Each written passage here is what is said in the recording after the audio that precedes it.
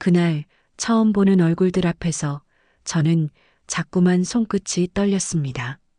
테이블 위엔 꽃이 놓여 있었고 그 꽃에서 나는 향이 어지럽게 퍼졌습니다. 예비 며느리는 밝게 웃었고 제 아들은 평소보다 말수가 적었습니다.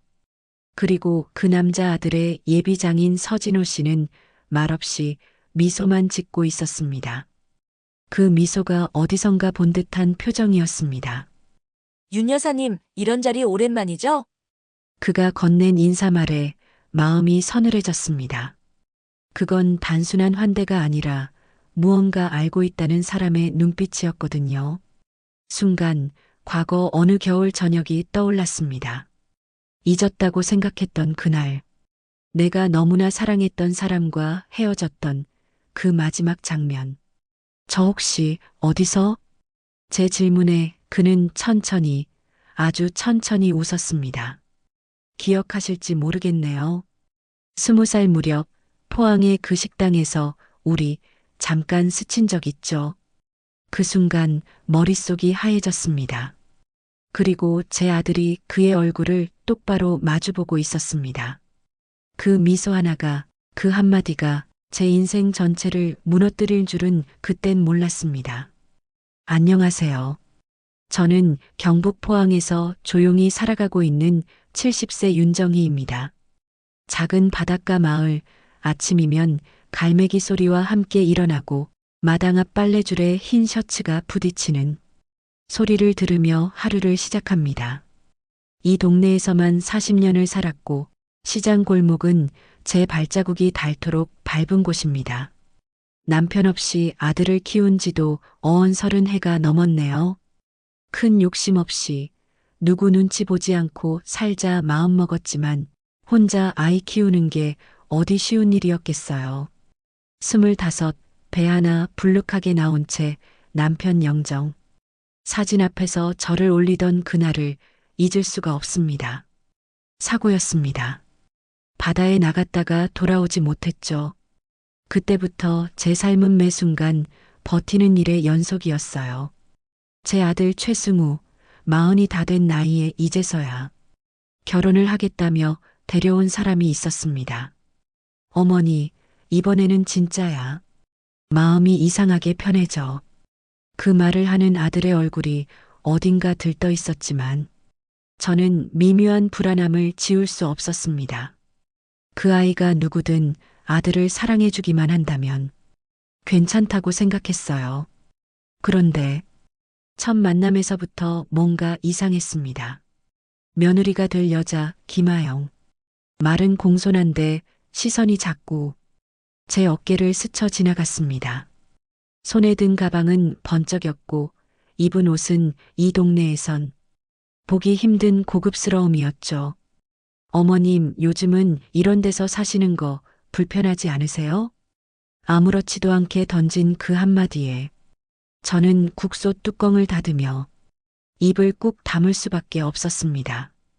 며칠 뒤 아들이 상견례 날짜를 정했다고 했습니다. 포항까지 오시기 불편하실 테니까 서울에서 뵙기로 했어. 호텔에서 점심 정도? 저는 당황했습니다. 서울은커녕 대구도 10년 만에 가보는 곳인데 하지만 말 못했어요. 괜히 저 때문에 체면 구길까 봐서 새로 산 보라색 블라우스에 구두는 낡았지만 가장 반짝이는 걸로 닦아 신었습니다. 버스를 3번 갈아타고 서울 고속버스 터미널에 도착했을 때는 손목이 뻐근했지만 마음만은 단단했습니다. 엄마, 잘 올라오셨죠? 아들은 저를 마중 나오지 않았습니다. 대신 문자 한 줄이 도착해 있더군요. 호텔 로비로 바로 오시면 돼요. 우리 방으로 안내 드릴게요. 상견례 장소는 이름도 낯선 고급 호텔. 로비엔 꽃향과 와인 냄새가 섞여 어지러웠고 바닥에 깔린 카펫은 폭신했습니다. 그곳에서 저는 그 사람을 만났습니다. 서진호 씨, 아영이 아버지, 그리고 제 기억 속 너무도 익숙한 얼굴. 윤 여사님 반갑습니다. 그가 건넨 인사는 공손했지만 입꼬리에 머문 미소가 이상했습니다. 그건 반가움이 아니라 기억하고 있다는 표정이었습니다. 상견례 자리는 겉보기엔 평온했습니다. 화기애애한 분위기, 격식 있는 인사들, 주고받는 덕담. 그런데 사돈의 시선이 자꾸 제 아들을 향하는 방식이 어딘가 묘했습니다. 정희는 김치를 집으려다 손을 멈췄습니다. 승우는 어릴 적 사진이 참 귀엽더군요. 이목구비가 또렷해서 말이죠. 그가 한마디 던졌습니다. 사진을 보셨다고요? 제가 조심스럽게 묻자 그는 고개를 끄덕였습니다. 아영이가 보여주더군요. 그런데 묘하게 낯이 익어서요. 그 말에 젓가락이 손에서 미끄러졌습니다.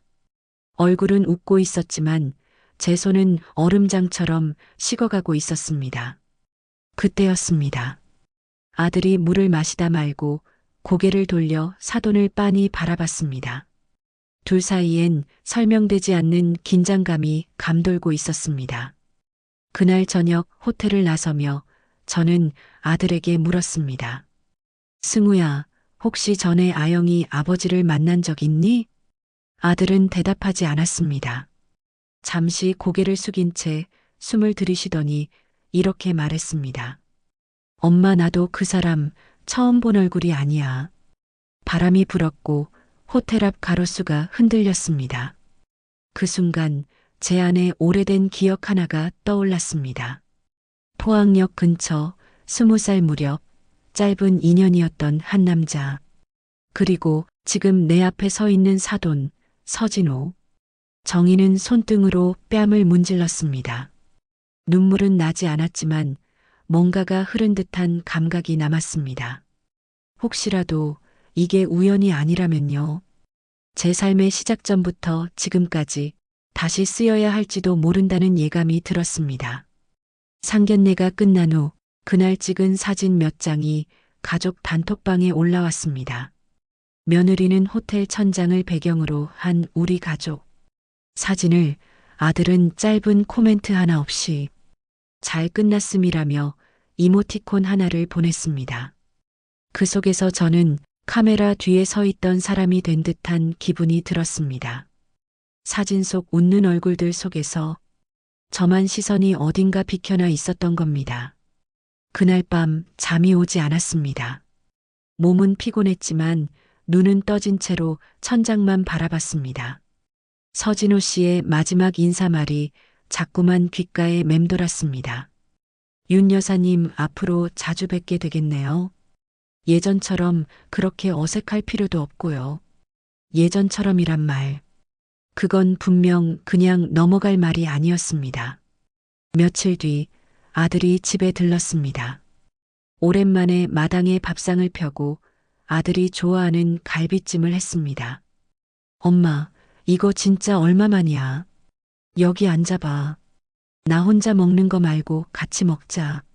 말은 그랬지만 아들은 젓가락을 몇 번 들었다가 금세 젖혀두더니 휴대폰을 손에서 놓지 않았습니다. 요즘은 서울 생활 괜찮니? 응, 괜찮아. 회사도 그렇고 아영이도 잘해줘. 서진호 씨는 어떤 분 같니? 그 질문에 아들은 손을 멈췄습니다. 잠시 고개를 들더니 어색한 웃음을 지었습니다. 그냥 좀 특별하신 분이야. 엄마는 걱정 안 해도 돼. 다 지나간 일이니까. 그 말을 듣는 순간 등줄기로 식은 땀이 한 줄기 흘렀습니다. 지나간 일이라고? 제가 아무 말도 하지 않았는데 무엇을 알고 있는 듯한 그 태도. 아들은 뭔가 알고 있었습니다. 그날 밤 김할머니가 들렀습니다. 동네에서 몇 안 되는 제 말벗이자 오래된 친구입니다. 상견례는 잘했나? 요새 아들 결혼시키는 집도 드물더라. 응, 잘했지. 근데 그 집 어디서 본 것 같기도 하고. 어머, 서울 쪽이라며? 혹시 그 남자 이름이 서진호 아니야? 심장이 쿵 하고 내려앉았습니다. 제가 대답하기도 전에 김할머니는 말을 이었습니다. 예전에 포항 살던 사람 있잖아. 부인 병원 간 사이에 자취방 얻어서 혼자 지낸다고. 그 집, 그 사람이었던 것 같아. 이름도 같고 얼굴도 닮았어. 그 말을 듣는 순간 숨이 턱 막히는 느낌이었습니다. 밤새 사진첩을 뒤졌습니다. 젊었을 때 그 사람과 함께 찍은 사진이 있었나 싶어. 하지만 없었습니다. 그 시절 사진도 없고 연락처도 이름조차 오래 잊고 살았습니다. 그냥 스쳐간 줄 알았거든요. 그 사람의 얼굴이 또렷이 기억나지도 않았습니다. 하지만 그날 상견례에서 느낀 그 기시감은 분명했어요. 서진호 씨의 미소는 분명히 과거의 그 사람과 이어져 있었습니다. 며칠 후 서울에서 며느리 아영이가 혼자 집에 내려왔습니다. 아들은 없었습니다. 어머님, 아버지가 요즘 좀 과하게 구시는 것 같죠? 워낙 과거 일이 많으셔서 그냥 한번 웃고 넘기세요. 과거 일? 아, 아니에요. 그냥 어머님하고 아버님 사이가 예전부터 안 좋으셨나 해서요. 그 순간 저는 너무 놀라서 숟가락을 떨어뜨릴 뻔했습니다. 그걸 누가 그렇게 말하던가요? 그냥요. 아버지가 뭐. 그때 사정이 좀 복잡했나 봐요. 아무튼 어머님만 불편하지 않으시면 돼요. 승우한테는 너무 오래된 일이라 상관없을 거예요. 그 말, 며느리가 알고 있다는 사실, 그리고 그것을 지나간 일로 치부하는 그 태도. 저는 처음으로 아영이의 얼굴에서 배려가 아니라 의도를 느꼈습니다. 그날 이후 아들은 자꾸 전화를 피했습니다. 문자를 보내도 바쁘다, 곧 연락하겠다는 말뿐이었습니다. 그 애가 어릴 때는 말이에요. 하루 3번씩 전화를 했습니다. 배고프다, 심심하다, 엄마 목소리 듣고 싶다. 그런 아이가 결혼을 앞두고 제일 많이 연락해야 할 시기에 오히려 제 존재를 피해가는 듯한 기분이 들었습니다. 며느리는 자꾸 서진호 씨의 이름을 입에 올렸습니다. 아버지가 승우를 참 좋아하세요. 왠지 옛날부터 알고 지낸 사람처럼요. 그 말이 결정적이었습니다. 그 사람은 알고 있었습니다. 내 아들이 그의 아들일지도 모른다는 사실을. 그리고 아들도 어쩌면 짐작하고 있었는지도 모릅니다. 하늘은 맑았지만 마음은 흐렸습니다. 그날 빨래를 널던 손이 멈췄습니다. 하얀 와이셔츠에 손을 얹은 채 저는 처음으로 확신했습니다. 이 결혼, 이 만남, 그저 우연이 아니었습니다. 그리고 그들은 아들, 며느리, 그리고 사돈은 제게 말하지 않은 비밀을 공유하고 있었습니다. 며느리가 집을 다녀간 뒤 며칠이 지나도록 아들에게서 아무런 연락이 없었습니다. 그 아이는 한때 하루에 3번씩 전화를 하던 아이였습니다. 회사에서 상사에게 꾸지람을 들어도 혼자 자취방에서 밥을 먹을 때도 입버릇처럼 엄마 목소리 듣고 싶다고 하던 아이였습니다. 그런 아들이 이제는 눈치라도 보는 듯 짧은 메시지조차 제대로 보내지 않았습니다. 어느 저녁 시장에서 장을 보다가 문득 고등어 2마리를 들었습니다. 승우 왔을 때 구워주면 좋아하겠지. 그렇게 생각하며 집으로 돌아오는 길 전화벨이 울렸습니다. 아들이었습니다. 엄마, 이번 주말에는 서울 올라오지 마. 아영이 아버지 집에 우리가 가야 돼서. 좀 복잡해. 내가 언제 간다 그랬니? 그냥 혹시라도 내려올까 봐. 엄마 요즘 자꾸 이런저런 걸 알아보는 것 같아서. 그러지 말고 그냥 편하게 지내. 목소리는 단호했고 엄마가 오면 불편하다는 뜻이 뚜렷하게 느껴졌습니다. 저는 말없이 고등어 봉지를 내려놓았습니다. 그리고 전화기를 천천히 내려두었습니다. 다음 날 김할머니가 다시 찾아왔습니다. 손엔 깨진 고무장갑을 들고 있었고 목소리는 흥분되어 있었습니다. 야, 정이야. 내가 말했잖아. 그 사돈 말이야. 예전에 딴 살림 차린 거. 그 여자가 죽고 나서 애 데리고 어디 갔단 말 많았거든. 그래서 지금은 혼자 사는 거야? 아니, 누가 그러는데. 그애 지금 며느리 될 그 아영이가 그때 데려온 애일 수도 있다더라. 숨이 멎는 줄 알았습니다. 그 애가 친딸이 아니라고? 그럼 혹시 그 집은, 그 사람은 내 아들을. 저는 도저히 참을 수 없었습니다. 그날 밤 아들에게 전화를 걸었습니다. 승우야, 너 정말 아무것도 모르고 결혼하는 거니? 엄마, 왜 그래? 갑자기 무슨 말이야? 그 사람이 서진호 씨가 너 어릴 때 본 적 있는 것 같다고 했어. 내가 태어날 무렵 포항에서. 엄마 그만해. 아들의 목소리가 단단히 굳었습니다. 엄마가 괜히 혼자 상상하고 그러는 거야. 사람 사는 세상에 그런 일 없다고. 그럼 DNA 검사 한 번만 해보자. 혹시라도, 아주 혹시라도. 엄마 미쳤어? 지금 나더러 아빠가 누군지 모를 수도 있다는 말이야? 정적이 흘렀습니다.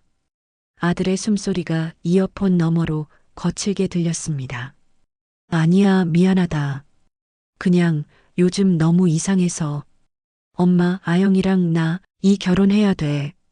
어떤 말도 흔들리지 않게 해줘. 아들의 말에선 절박함이 묻어 있었습니다.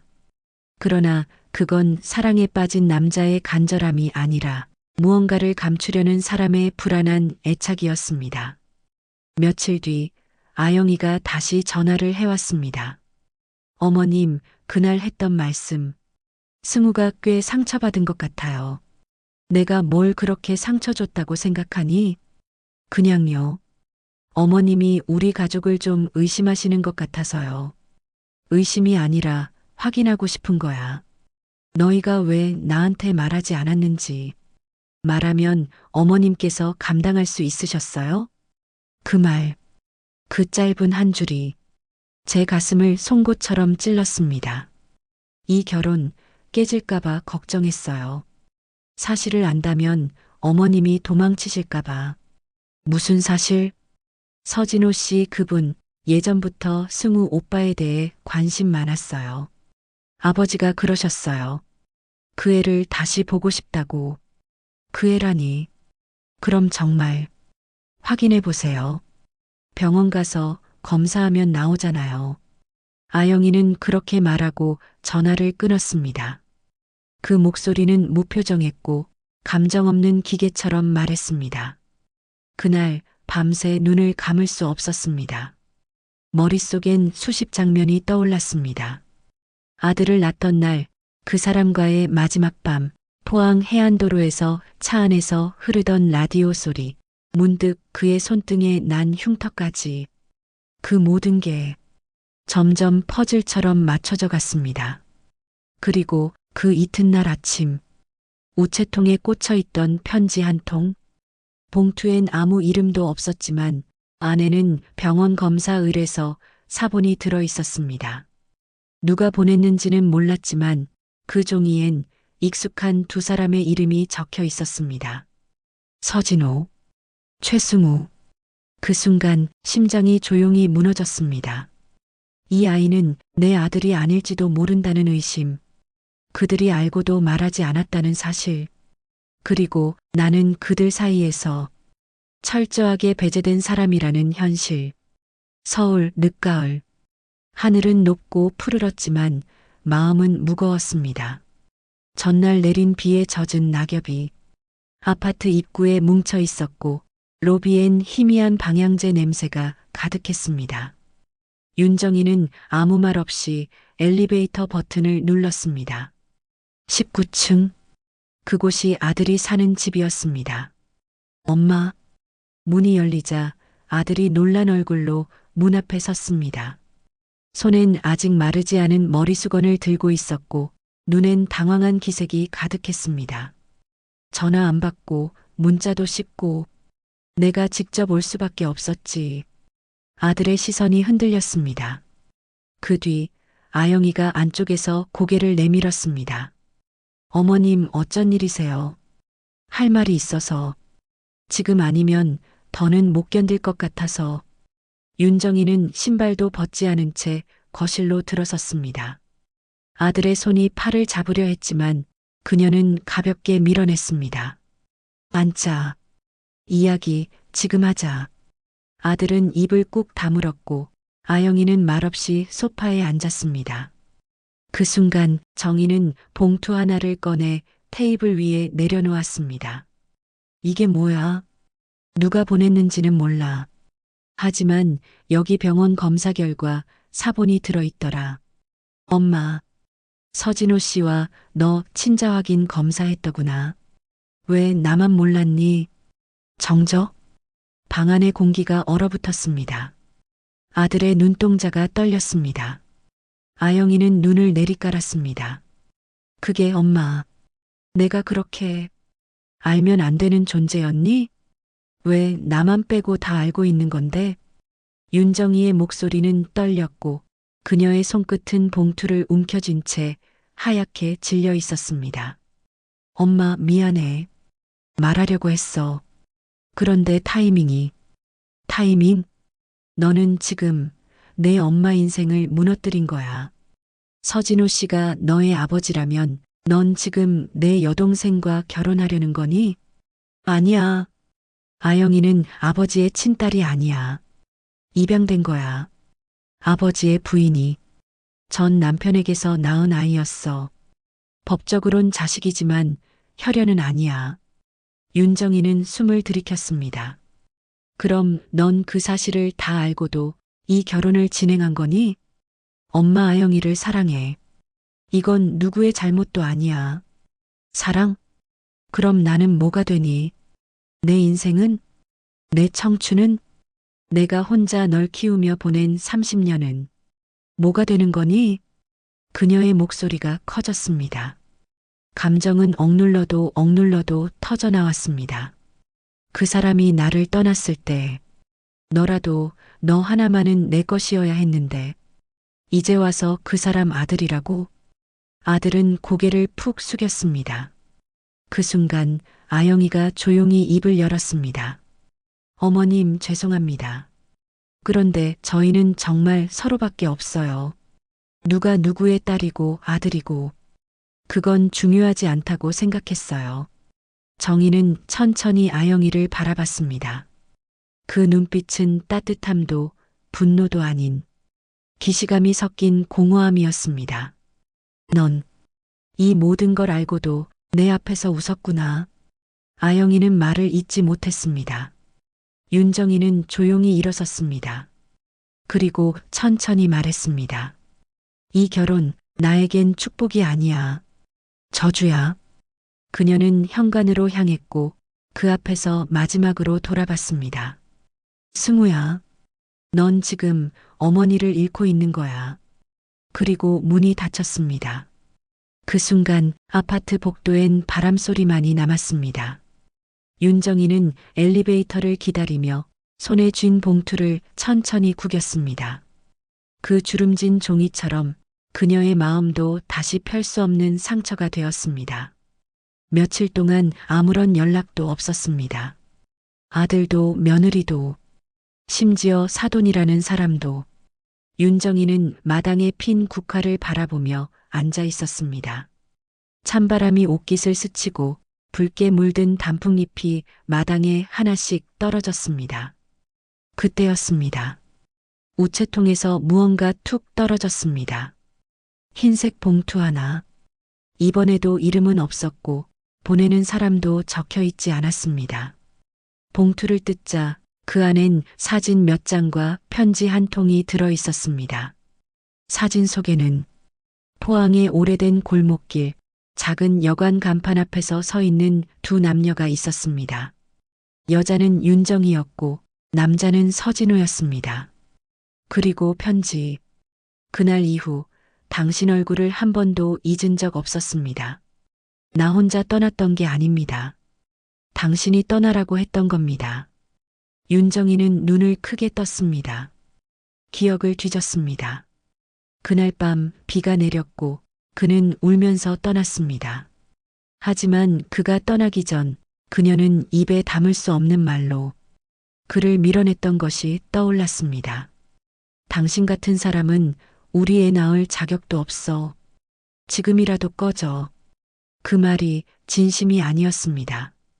세상과 싸우기 위해, 스스로를 지키기 위해 그는 떠나야 했고, 그녀는 그를 밀어내야 했던 것입니다.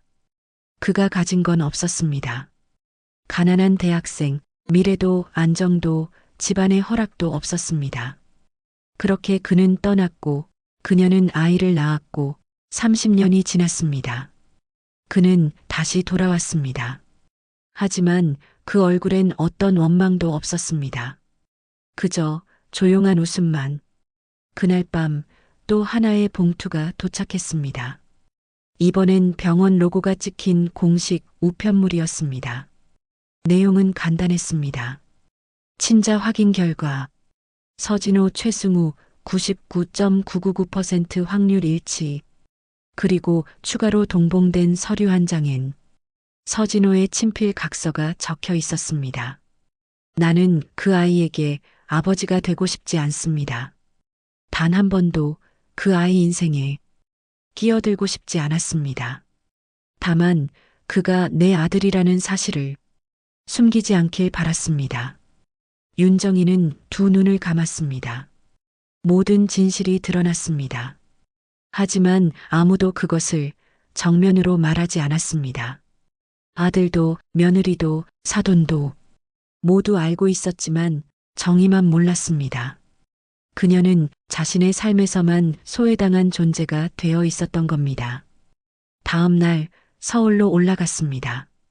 그녀는 한 손에 편지를 들고 한 손엔 아들의 어릴 적 사진을 들고 서진호의 집 앞에 섰습니다. 문을 열자 서진호는 조용히 인사했습니다. 정말 올 줄 몰랐습니다. 그날 당신이 떠난 게 아니었더군요. 내가 내쫓은 거였어요. 그랬죠. 하지만 나는 그게 당신의 방식이라 생각했습니다. 그는 조용히 차를 내렸습니다. 찻잔 사이로 김이 피어올랐고 그녀는 편지를 내밀었습니다. 이 아이 우리 아들. 당신은 왜 말하지 않았어요? 당신이 잘 키울 거란 걸 알았으니까요. 그렇게 확신했어요? 당신은 늘 단단한 사람이었어요. 나보다 훨씬 더. 침묵. 긴 침묵이 흐르고 그녀는 조용히 속삭였습니다. 그 아이 지금 나를 점점 밀어내요. 그럴 거예요. 그 애는 진실을 견디기엔 아직 어립니다. 어떻게 해야 하죠? 서진호는 조용히 웃었습니다. 그리고 찻잔을 밀어주며 말했습니다. 그 아이에게 엄마는 하나입니다. 그걸 기억하세요. 그러나 윤정이는 알고 있었습니다. 그 말은 위로가 아니었습니다.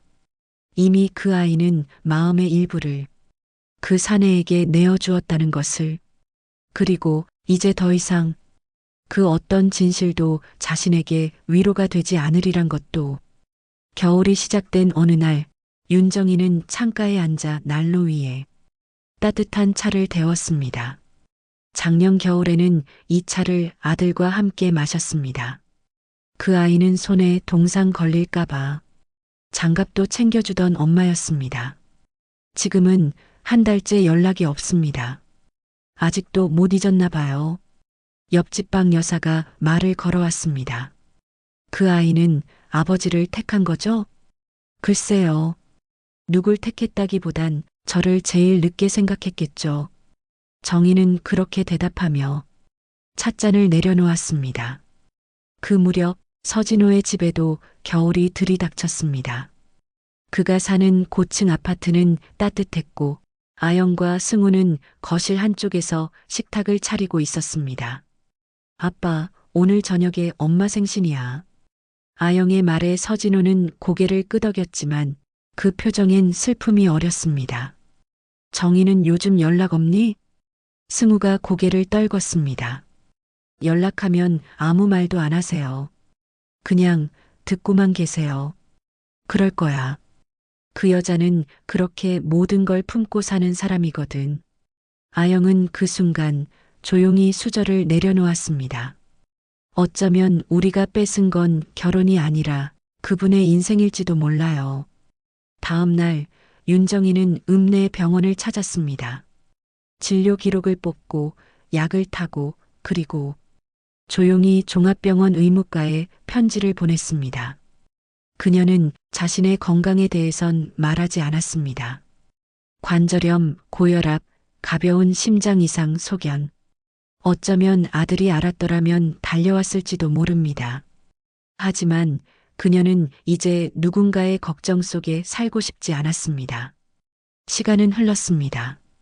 설이 다가오고 아들은 간신히 전화를 걸었습니다. 엄마 내려갈까 해.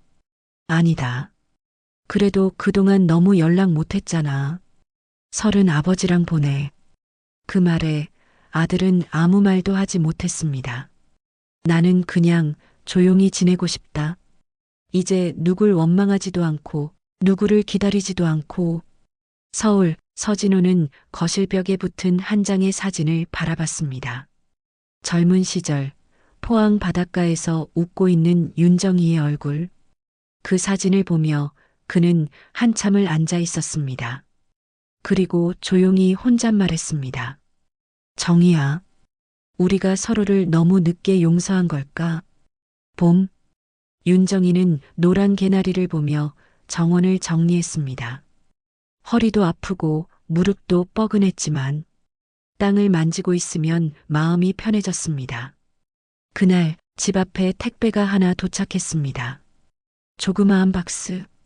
그 안엔 편지 한 통과 함께 승우의 어릴 적 장난감 열쇠고리가 들어 있었습니다. 엄마 미안해요. 너무 늦게 엄마가 얼마나 외로웠는지 알았어요. 나도 아버지를 만나서 처음으로 가족이 넓어졌다고 생각했어요. 근데 이제야 알겠어요. 가족은 나를 제일 먼저 떠올려주는 사람이라고. 나는 늘 엄마를 두 번째로 생각했어요. 엄마는 단 한 번도 그러지 않았는데. 윤정이는 그 열쇠고리를 조용히 쥐었습니다. 손가락 사이로 차가운 금속의 촉감이 느껴졌습니다. 그리고 그녀는 하늘을 올려다보며 작게 웃었습니다. 그러니까 괜찮다.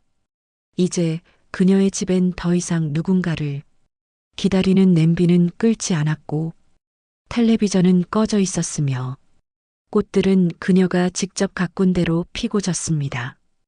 혼자 있는 시간이 이제는 익숙하고 평온해졌습니다. 봄이 완연했습니다. 윤정이는 텃밭 가장자리에 앉아 조용히 숨을 고르고 있었습니다. 고운 분홍빛 살구꽃이 만개했고 바람이 살며시 가지를 흔들고 있었습니다. 그 바람결에 찻잔 위 연기가 천천히 흘렀습니다. 그녀는 이제 아침마다 스스로 차를 끓입니다. 한때는 아들의 입맛에 맞춰 국을 끓이고 반찬을 5가지 이상 차리던 날들이 있었죠. 지금은 소박한 죽 한 그릇과 고요한 침묵이 그녀의 하루를 채워줍니다. 그 조용한 순간 속에서 윤정이는 가끔 문득 떠오르는 얼굴들을 생각합니다. 아들, 서진호, 며느리 아영, 그리고 젊은 날의 자신. 많은 것을 잃은 것 같았던 그 겨울이 지나고 그녀는 깨달았습니다. 내가 잃은 줄만 알았던 것들, 사실은 너무 오래 쥐고 있었던 것들이었구나. 이따금 아들로부터 짧은 문자 한 줄이 옵니다. 엄마, 잘 지내지? 그녀는 길게 답하지 않습니다. 그래. 봄엔 감기 조심해라. 그 정도면 됩니다. 지금은 서로가 서로의 안부를 멀리서나마 물을 수 있는 정도면 그걸로 충분합니다. 지금도 그녀는 종종 스스로에게 묻습니다. 내가 덜 사랑했다면, 덜 기대했더라면, 이렇게 아프지도 않았을까? 하지만 금세 고개를 저읍니다. 아니야. 나는 내가 할 수 있는 만큼 최선을 다했어. 사랑하는 방식이 다를 뿐이었고, 그 차이를 받아들이는데 시간이 오래 걸렸을 뿐이야. 그날 윤정이는 동네 경로당으로 향했습니다. 조용히 노트북 앞에 앉아 손자에게 보낼 사진을 정리하고 있던 할머니 옆에 그녀도 자리를 잡고 앉았습니다. 요즘 애들 다 혼자 알아서 살더라고요. 누군가 말했습니다. 그녀는 미소 지으며 말했습니다. 맞아요. 근데 혼자 크는 건 없어요. 누군가는 늘 뒤에서 밀어줬겠죠. 그리고 속으로 덧붙였습니다. 나도 그렇게 살았고, 그들도 언젠가 알게 되겠지. 사랑은 말보다 오래 남는다는 걸. 그리고 시청자 여러분께 혹시 비슷한 경험이 있으셨다면, 혹은 이 사연 속 윤정이처럼 기다렸지만 끝내 외면당한 기억이 있으셨다면 댓글로 나누어 주세요. 혼자가 아니라는 것, 그 말조차 따뜻한 위로가 되는 날이 있으니까요. 그리고 가끔은 말하지 않아도 전해지는 진심이 있다는 걸 잊지 않으셨으면 좋겠습니다. 감사합니다.